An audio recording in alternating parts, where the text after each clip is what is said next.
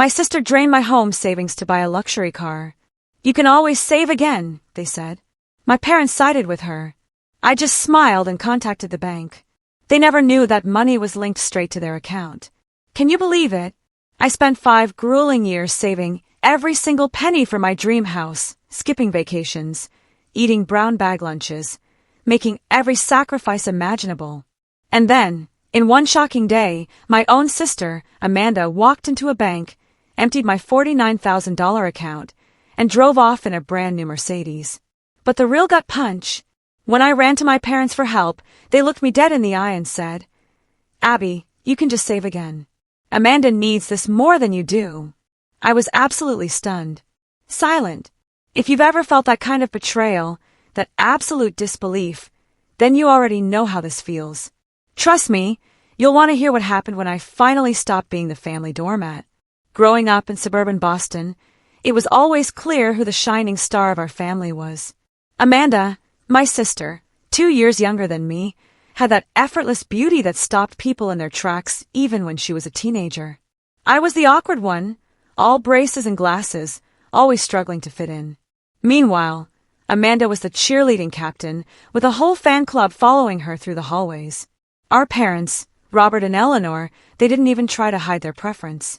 When Amanda made the honor roll, it was a celebration, gifts and fanfare.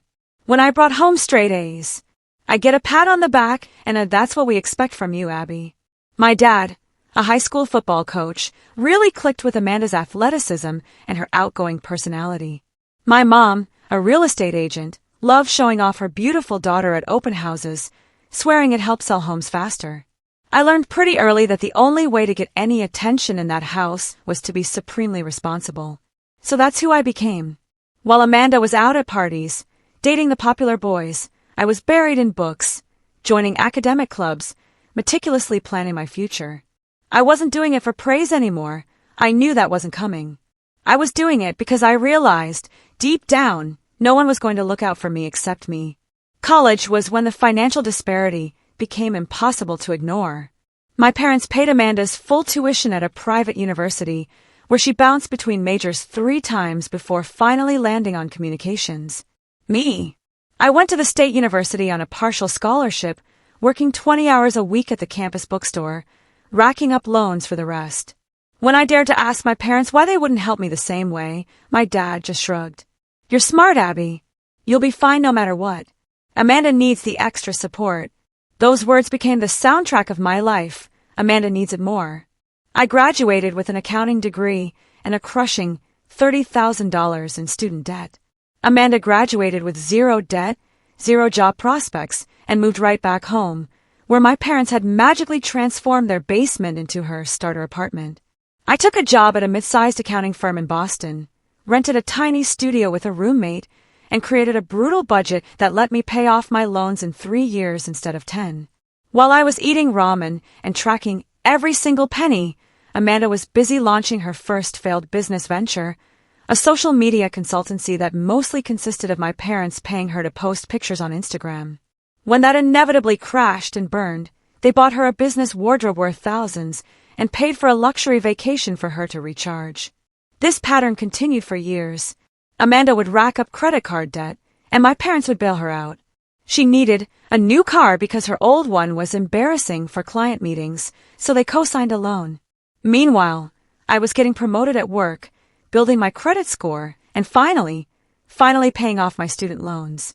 5 years ago, after a significant promotion, I opened a special savings account, dedicated only to my future home.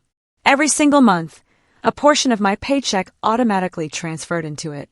I tracked interest rates, researched first-time homebuyer programs, calculating exactly how long it would take me to afford a down payment on a modest house in a decent neighborhood. My only ally in the family was my grandma Margaret. Unlike my parents, she actually saw and appreciated my responsibility. "Your sister may get all the attention now," she'd tell me over tea, "but you're building something that will last." Financial independence is the greatest gift you can give yourself. She'd grown up during the Depression, so she knew the value of self-reliance. Her words became my mantra whenever I felt tempted to spend money on something frivolous. Last year, things actually seemed to be looking up with my family. Amanda had held a job at a marketing firm for over a year, her longest employment ever. My parents even started acknowledging my career achievements, hosting a small dinner when I was promoted to senior financial advisor. For the first time in years, it felt like we were becoming a normal family where everyone was valued. That newfound comfort, that sense of belonging, made me drop my guard. I started sharing more about my life, including my excitement about finally closing in on my savings goal for a house. During a family dinner 3 months ago, I mentioned I was close to having enough for a down payment and had even started looking at listings. "That's wonderful, honey," my mom said, sounding genuinely happy. My dad raised his glass in a toast, and even Amanda asked to see some of the houses I was considering. I showed them pictures of a modest 3-bedroom colonial, explaining my plans to renovate the outdated kitchen over time. They all seemed so supportive, offering suggestions, expressing excitement. For once, I felt truly seen, truly appreciated by my family. That moment of connection, that feeling of finally being part of it all, made what happened next all the more devastating. Last month, I scheduled a meeting with Jessica, a realtor recommended by a colleague. After years of dreaming, researching, and saving, I was finally ready to make an offer on a house I'd fallen in love with, a charming colonial with a small yard and a bay window, perfect for reading. The night before our meeting, I decided to check my special savings account one last time, just to confirm the exact amount I had for the down payment. I remember every detail of that moment. I was sitting at my kitchen table, laptop open, a cup of chamomile tea steaming beside me. The room was quiet, except for the gentle hum of my refrigerator. I logged into my bank account, navigated to my savings section, and stared at the screen in utter disbelief. Where there should have been $49,872.33, the sum of 5 years of relentless discipline and saving, there was $1,742. My first thought was that I'd logged into the wrong account. I logged out, then back in. Same number. I checked my other accounts, thinking maybe I'd transferred the money and forgotten. Nothing. My heart began racing. My hands shook as I dialed the bank's customer service number. "I need to report unauthorized activity on my account," I told the representative, my voice trembling. "Almost $50,000 is missing." She put me on hold to investigate. Those minutes felt like hours as I paced my small apartment, panic rising in my throat. When she returned, her response only confused me more. "Miss Thompson, I'm showing a withdrawal of $49,800 made 2 days ago at our downtown branch. It appears to be an authorized transaction. The withdrawal slip has your signature on it." "That's impossible," I insisted. "I haven't been to that branch in months, and I certainly didn't withdraw that money." After answering security questions and confirming my identity, the representative agreed to escalate the issue to the fraud department. They promised to review the security footage from the branch and get back to me within 48 hours. In the meantime, I canceled my meeting with Jessica and took the day off work, too distressed to focus. That afternoon, the fraud department called back with news that turned my confusion into pure shock. "Miss Thompson, we've reviewed the footage from the branch. The person who made the withdrawal appears to be a young woman who presented your ID and knew all your information, including your mother's maiden name and the verbal password on your account."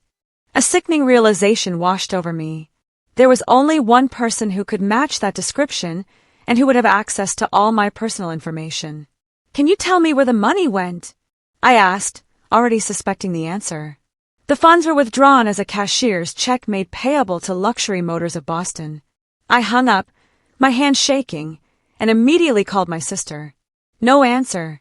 I texted her, "Need to talk to you ASAP. It's an emergency." No response.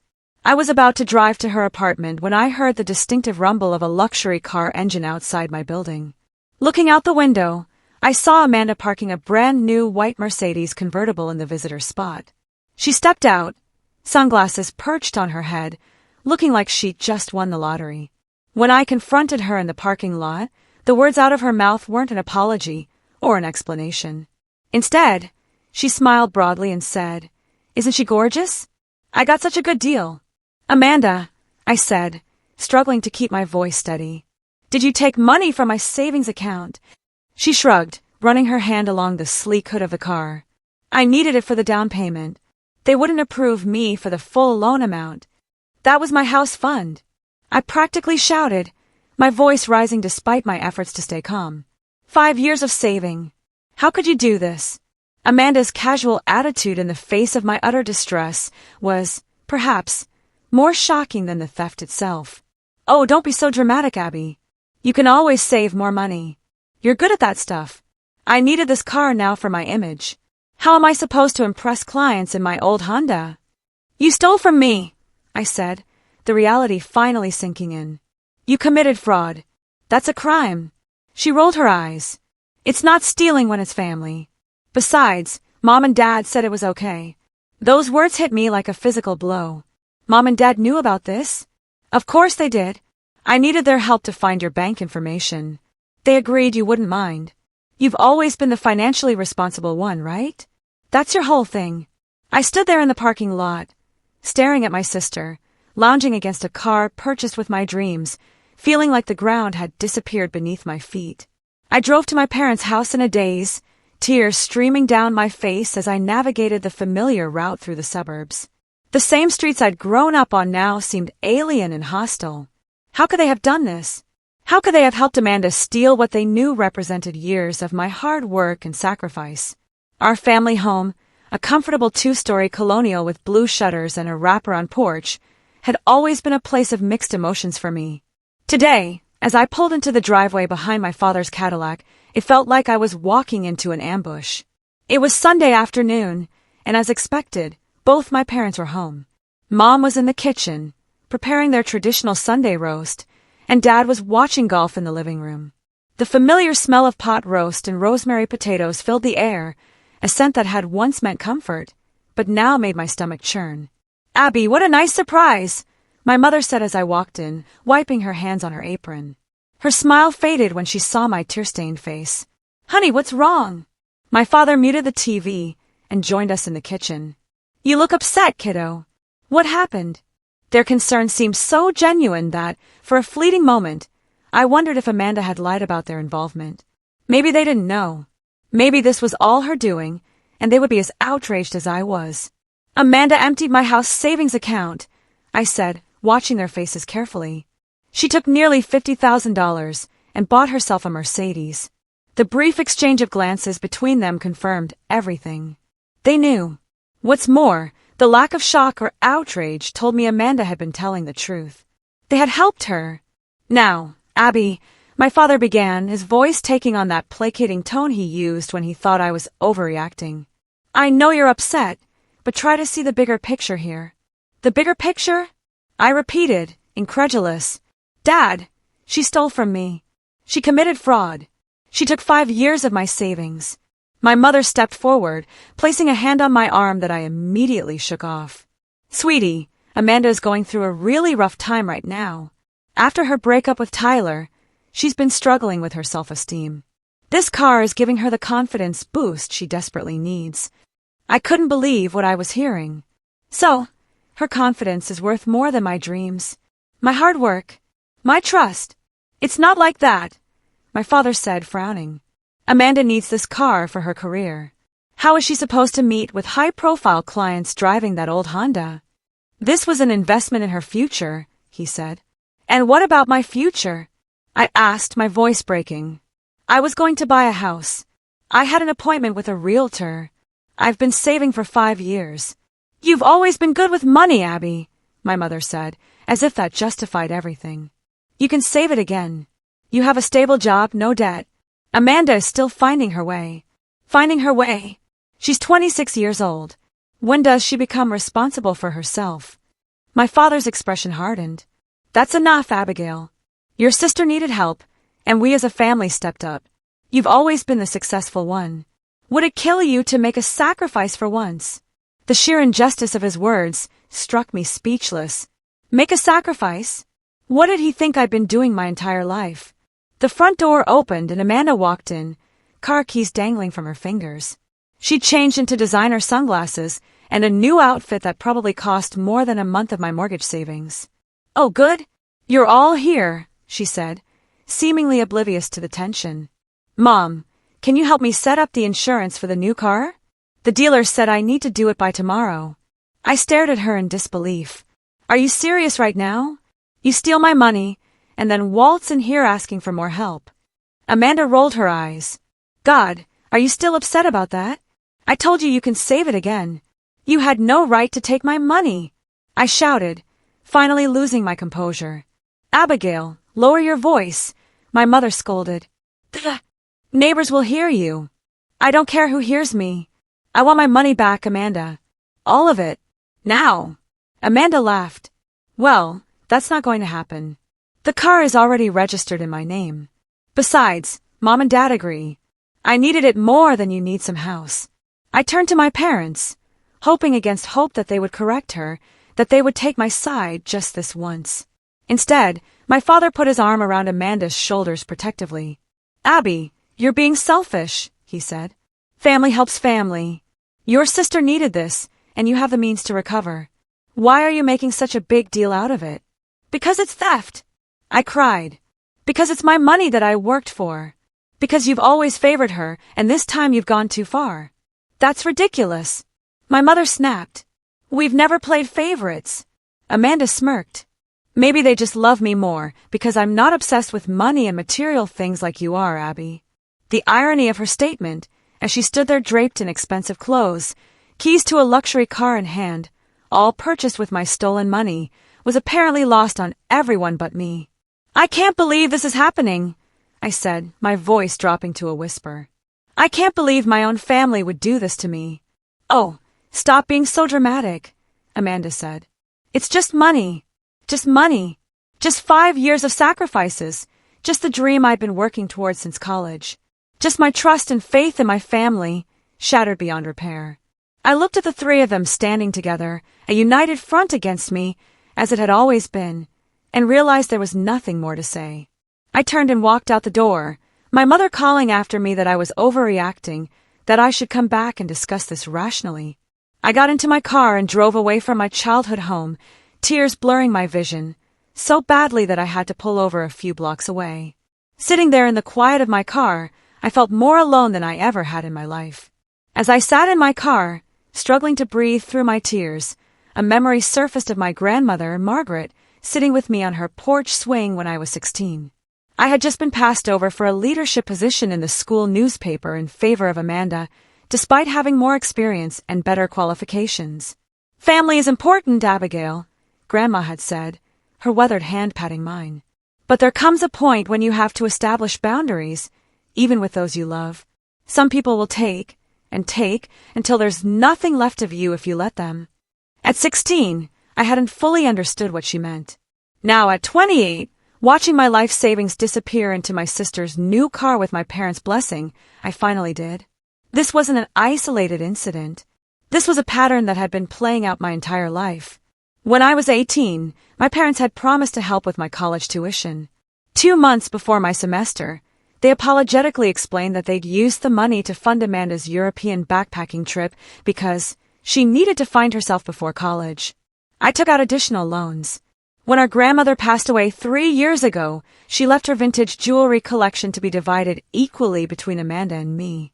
Somehow, by the time the division happened, Amanda had claimed all the valuable pieces, leaving me with costume jewelry and sentimental but worthless items. My parents had overseen the division and saw nothing wrong with it. Every time, I had swallowed my hurt and anger.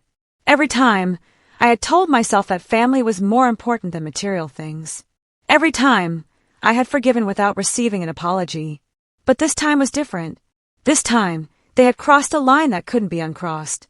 I drove to Prospect Hill Park, my favorite spot overlooking the Boston skyline. The view had always calmed me, helped me think clearly. Today, as I watched the sun setting behind the city buildings, a cold resolve hardened within me. My phone buzzed with a text from my best friend, Diana. Are you okay? You missed our coffee date. With everything that had happened, I'd completely forgotten our standing Sunday evening meetup. I called her immediately. Abby, what's going on? Diana asked, concern evident in her voice. It's not like you to no-show. Can you meet me at Carlton's coffee shop? I asked, my voice still shaky. I need to talk to someone who isn't my family right now. 20 minutes later, I was sitting across from Diana in a quiet corner of the coffee shop, pouring out the whole story. Diana's expression shifted from shock to outrage as I explained what Amanda and my parents had done. "Abby, that's not just wrong, that's illegal," she said when I finished. "Your sister committed fraud. She stole your identity and took your money." "My parents helped her," I said, still unable to fully process that reality. Diana reached across the table and gripped my hand. "Listen to me. This isn't normal family behavior. This is toxic and abusive. You need to report this to the bank as fraud, and probably to the police." "They're my family," I said weakly, the default response I'd been programmed with my whole life. "Family doesn't steal $50,000 from you," Diana said firmly.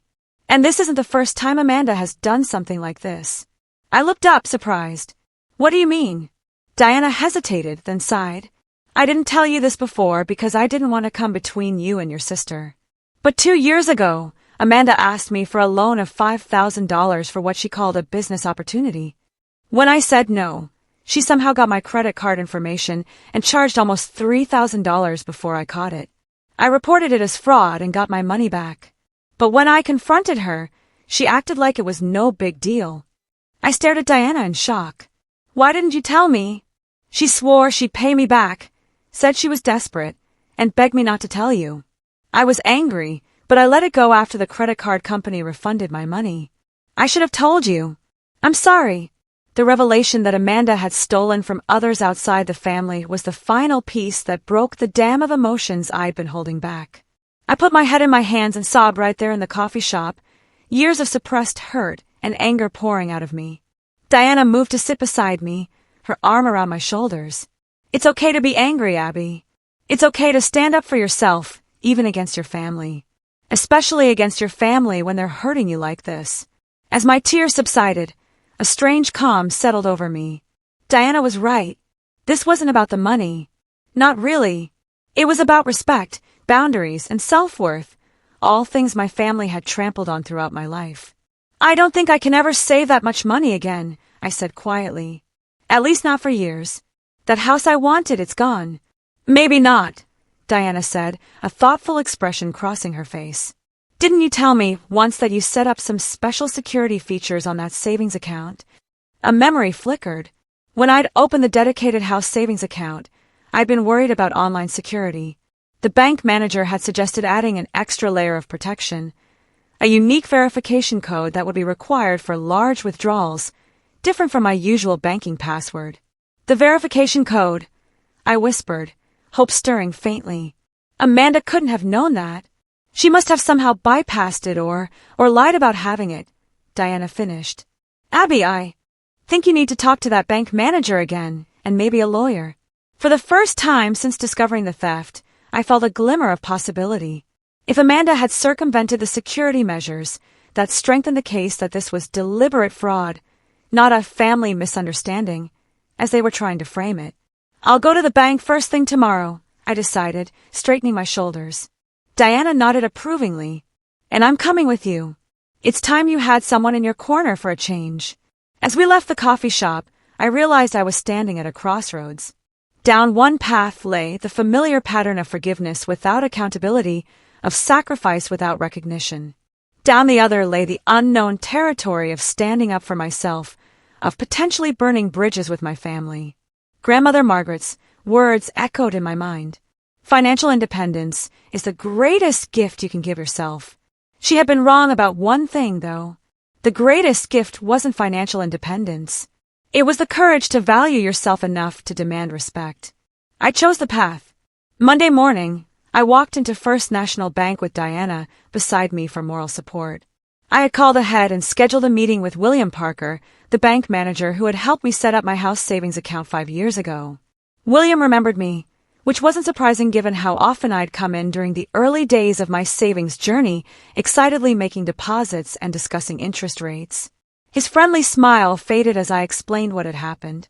"Miss Thompson, I'm deeply concerned about what you're describing," he said, reviewing the transaction records on his computer. This account indeed had our enhanced verification protection, which requires a separate 6-digit code for withdrawals over $10,000. This code is different from your regular banking credentials.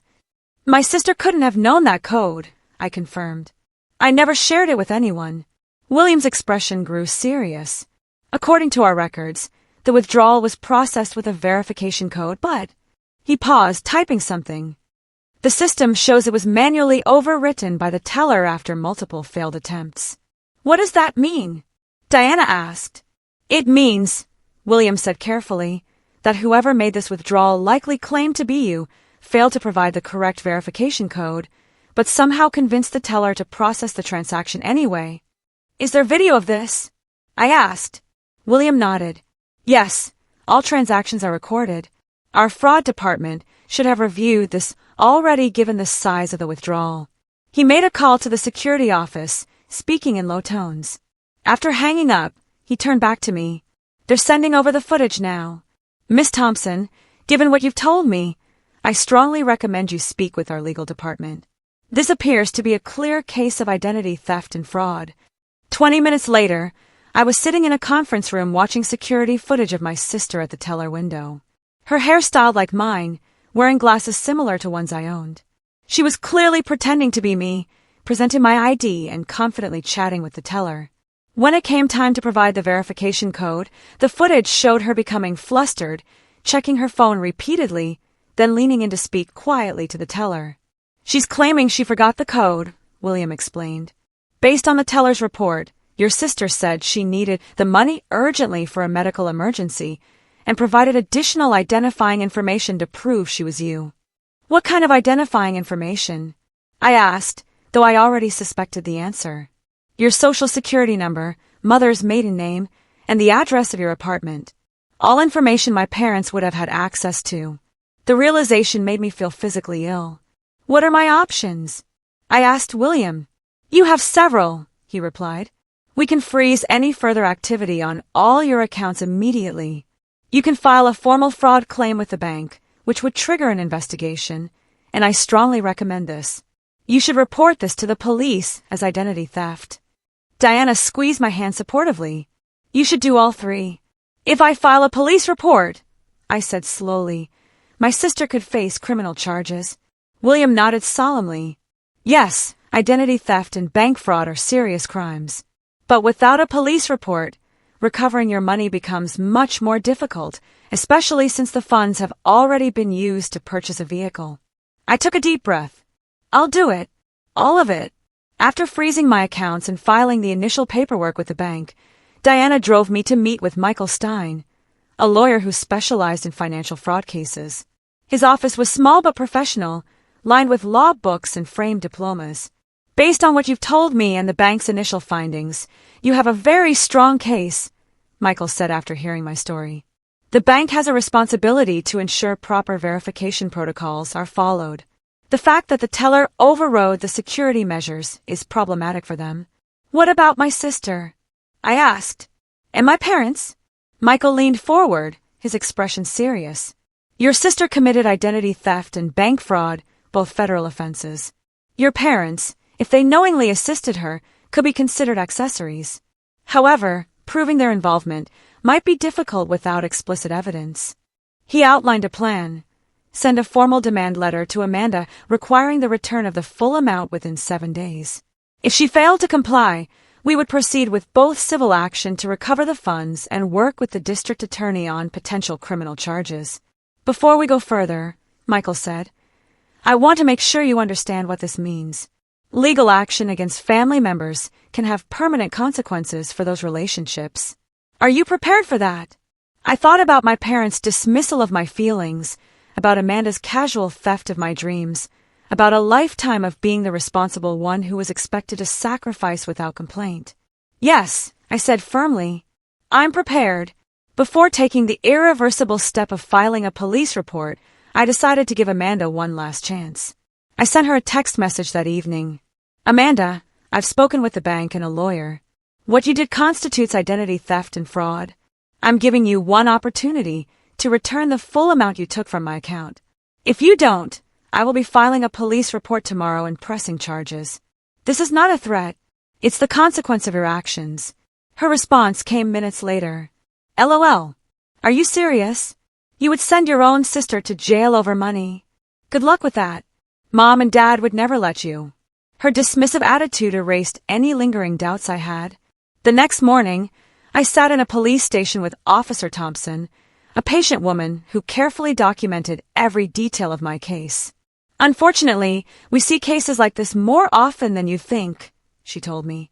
Family financial fraud is surprisingly common and often goes unreported because victims feel guilty about getting family in trouble. I've given her a chance to make this right, I said.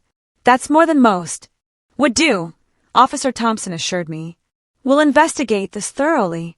With the police report filed, Michael sent the formal demand letter to Amanda via certified mail, with copies to my parents' address as well. I also called the dealership where Amanda had purchased the Mercedes, explaining the situation to their finance manager. The vehicle was purchased with fraudulently obtained funds, Michael explained during the three-way call. Your dealership could potentially be implicated if you don't cooperate with recovering those funds. The finance manager, understandably concerned, promised to review the situation with their legal team and get back to us promptly. Throughout this process, my phone exploded with messages and calls from my family. Amanda vacillated between mocking disbelief that I would go this far over money and tearful pleas about how I was destroying her life. My mother left voicemails alternating between guilt trips and threats. My father's messages were simply angry, calling me selfish and vindictive. I stopped reading them after a while, handing my phone to Diana, who filtered out anything important from the barrage of family manipulation. The emotional toll was immense. Despite knowing I was doing the right thing, years of conditioning made me question myself. Was I overreacting? Was I being selfish? Should I just let it go to keep the peace? Diana and my coworker Sarah became my support system, reminding me of the reality when family gaslighting made me doubt myself. Sarah, who had experienced similar family dynamics, introduced me to a therapist specializing in family trauma. What your family did wasn't just financially abusive, Dr. Winters told me during our session. It was the culmination of a lifetime of emotional manipulation and scapegoating. Your reaction isn't just about the money. It's about finally saying enough to the entire dynamic. 3 days after the certified letters were delivered, the dealership called. After consulting with their legal department, they had decided to cooperate fully with the investigation.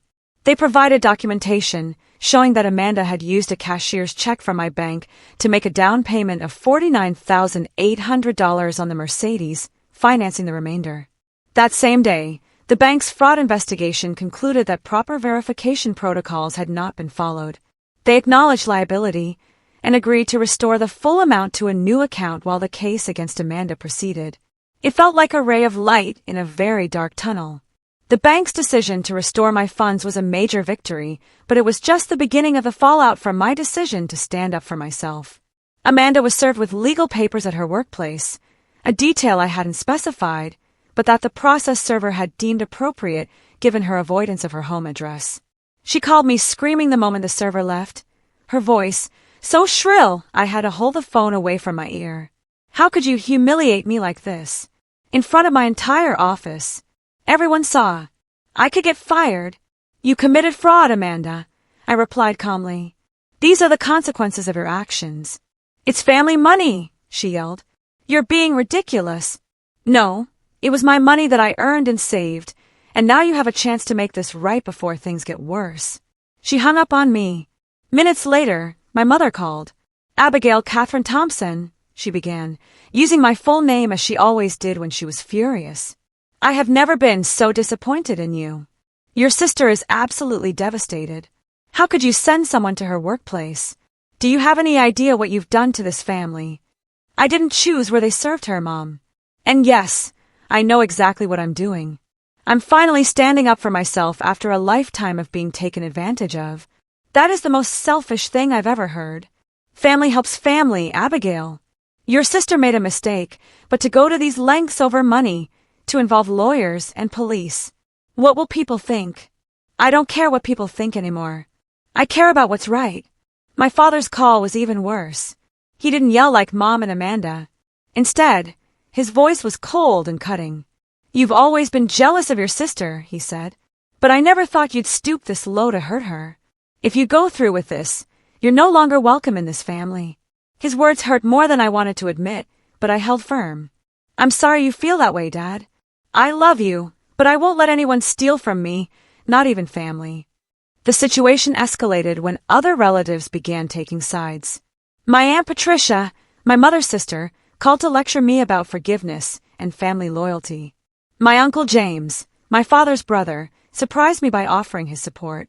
"Your parents have always let Amanda get away with murder," he said gruffly. About time someone held her accountable. The legal pressure, combined with the dealership's cooperation, finally forced Amanda's hand. 2 weeks after I filed the police report, she was required to return to the dealership to sign paperwork returning the car. The transaction had to be supervised by a police officer due to the fraud investigation. I wasn't required to be there, but Michael advised that my presence might help ensure everything proceeded as agreed. So, I stood silently in the dealership's office as Amanda, looking nothing like the confident woman who had flaunted her new car in my face, sullenly signed the documents. She glanced up at me once, her eyes red from crying. "Are you happy now?" she asked. "You've ruined everything." "This was your choice, Amanda," I replied quietly. "You could have asked for a loan. You could have been honest. Instead, you stole from me." "It wasn't stealing," she insisted, her voice breaking. "It was just a misunderstanding. I was going to pay you back eventually." "With what money?" I asked. "You've never kept a job for more than a year. You've never saved more than $1,000 at once. How are you planning to pay back $50,000? She had no answer for that. As Amanda left with our parents, who had come to pick her up, my mother couldn't resist one final dig. "I hope you're satisfied, Abigail. Your sister has nothing now because of you." I watched them drive away in my father's Cadillac, Amanda in the back seat like a child being picked up from school. My mother's words echoed in my mind. "Your sister has nothing now because of you." No, I thought. Amanda has nothing because of her own choices, and she still has more than most. Parents who would drop everything to rescue her, who would defend her even when she was clearly wrong, who would give her a place to live and support her financially without question. What did I have? A restored bank account. Yes, but also a family that might never speak to me again. That thought weighed heavily as I drove home alone. Had I made the right choice? Would the rupture in my family ever heal? My phone rang as I pulled into my apartment complex. It was a number I didn't recognize. Hesitantly, I answered. "Abigail, it's Grandma Margaret's friend, Elaine. I hope you don't mind me calling. Your grandmother gave me your number years ago in case of emergency." "Is everything okay?" I asked, immediately concerned. "Yes, dear. But I heard from the family grapevine what's been happening. Margaret would have been proud of you, you know. She dealt with similar issues with her own sister back in the day." I sat in my car, stunned. "She did?" "Oh, yes. Her sister once took their father's savings bonds that were meant to be split between them. Margaret was the only one who stood up to her. The family was furious with her at the time, but years later, they all admitted she'd been right." Tears welled in my eyes. I didn't know that. She never liked to talk about it. But she told me once that standing up to her sister was the hardest and best thing she ever did. It changed their whole relationship for the better. That conversation was a lifeline. During the difficult weeks that followed, my parents maintained their freeze-out, refusing to speak to me, only communicating through texts. Extended family gatherings became awkward affairs, with people choosing sides and speaking in whispers when I entered a room. Amanda, faced with the bank's evidence and the threat of criminal prosecution, eventually signed a settlement agreement to repay the additional costs I'd incurred. Legal fees, lost interest, and the emotional distress compensation Michael had insisted on. She would make payments over 5 years, secured by a formal judgment that would affect her credit if she defaulted. The hardest moment came when I received a text from my mother. "We're having Thanksgiving dinner at 3 p.m. Amanda will be there. Please don't come if you're still insisting on this ridiculous lawsuit. We want a peaceful holiday." It was the first major family holiday I would miss in my entire life. Despite everything, the exclusion stung deeply. Diana invited me to her family's Thanksgiving instead. "My mom already loves you from all my stories," she insisted. "And my brother is dying to meet the badass who stood up to her embezzling sister." I accepted, grateful, but still nursing the wound of being ousted from my own family table. 6 months passed. Spring arrived, bringing with it not just new flowers, but new beginnings in my life as well. I stood in the kitchen of my new home. Not the original house I'd planned to buy, but one I'd found and fallen in love with during my renewed house hunt. It was smaller than my original dream home, a 2-bedroom bungalow with a tiny backyard, but it was mine. The settlement with the bank had restored my full savings, and with Amanda's restitution payment, I'd had enough for the down payment and closing costs. As I unpacked dishes into my cabinets, I reflected on how much had changed since that devastating day when I discovered my savings gone. The most surprising change had been in Amanda. The consequences of her actions, nearly facing criminal charges, losing her job when the story got around her office, having to move back with our parents, had forced her to confront her behavior in ways nothing else ever had. 2 months after returning the car, she had called me asking if we could meet. I'd suggested a public place, still not entirely trusting her motives. We sat in a coffee shop, an uncomfortable silence stretching between us until she finally spoke. "I've been taking these financial management classes," she said, staring into her coffee. "It's part of the settlement agreement, but they're actually helping." I never realized how messed up my thinking was about money. I'd stayed silent, waiting for her to continue. "The counselor says I've been using spending as a way to feel better about myself, and that I've been enabled by Mom and Dad my whole life." She looked up at me then, really looked at me, perhaps for the first time. "And that I've been unfair to you." It wasn't quite an apology, but it was more self-awareness than I'd ever heard from her. "I'm working at a call center now," she continued. "It's not glamorous, but it's steady. I've got a roommate, and I'm sticking to a budget for the first time ever." By our 3rd meeting, she had finally offered a genuine apology. "I'm sorry, Abby. What I did was wrong. Really wrong. I can't undo it, but I'm trying to be better." Our relationship was far from healed, but it was a start. My parents had taken longer to come around. They'd maintained their united front of disappointment and anger until my grandmother's friend Elaine intervened. She'd invited them to lunch without telling them I would be there and mediated a difficult but necessary conversation. "You've always had 2 different standards for your daughters," she told them bluntly. "Margaret saw it. I saw it. Everyone saw it. Abigail has spent her life being punished for being responsible while Amanda was rewarded for being reckless." My mother had started to object, but Elaine cut her off. "Eleanor, remember when Robert's father gave each of you money to start your lives? How would you have felt if Robert's sister had taken your share and his parents had told you to just earn it again?" That question had struck a chord. For perhaps the first time, my mother had really considered how their actions looked from my perspective. Progress with my parents was slow and uneven. We began with short, awkward phone calls that gradually became more comfortable. By the time I closed on my house, we had reached a tentative truce.